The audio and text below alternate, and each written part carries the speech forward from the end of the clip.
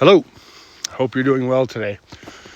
I posted another video on my channel that goes into this a little bit cleaner, but based on questions that I'm getting elsewhere, I thought let's clarify movement. Here's what I want you to try in your D&D game. When a player finishes their turn, they get their next turn's movement now. So a normal character has 30 feet of movement, 6 tiles, right? So they get that immediately. And they can use it anytime they want. And you might say, whoa, are you giving them double movement? And the answer is no.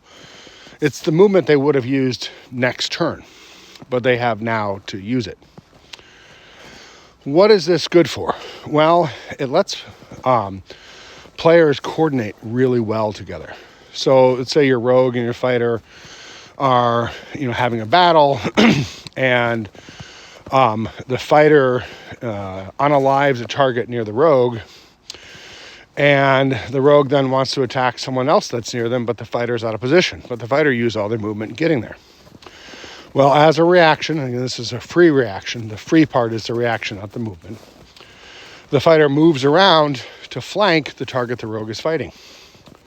And the fighter does this when it's the rogue's turn. Well, why? Because the rogue now gets sneak attack.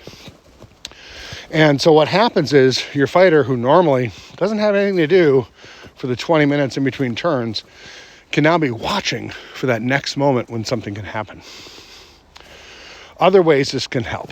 Well, let's say you've got an ogre charging a mage. Well, now your fighter can run and put himself in between the mage and the ogre, allowing the fighter to have opportunity attacks if the ogre keeps moving. So it gives the fighter suddenly this tactical play that they didn't have before.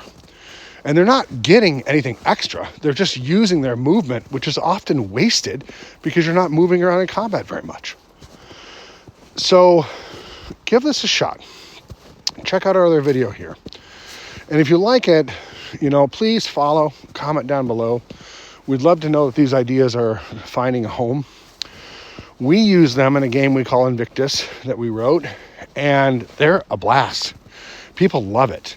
People are engaged when it's not their turn. We've done 16 public demos now, and one of the most amazing things that we've seen is that no one has their phones out, right?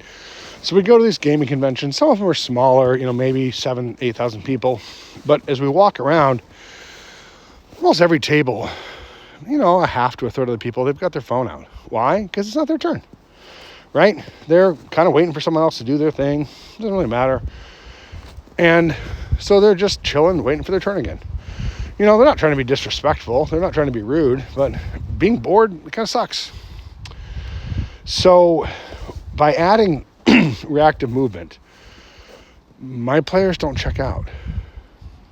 They're always looking for an opportunity to do something because they always can.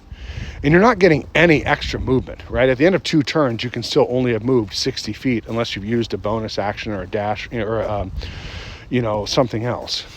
So you're still only doing what you would normally do.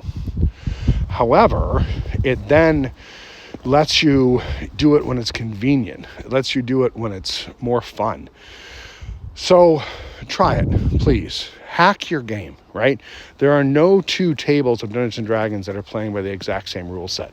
Even people who swear that they play every rule raw, it's just not the case. 2 people can read the same bit of text and interpret it differently.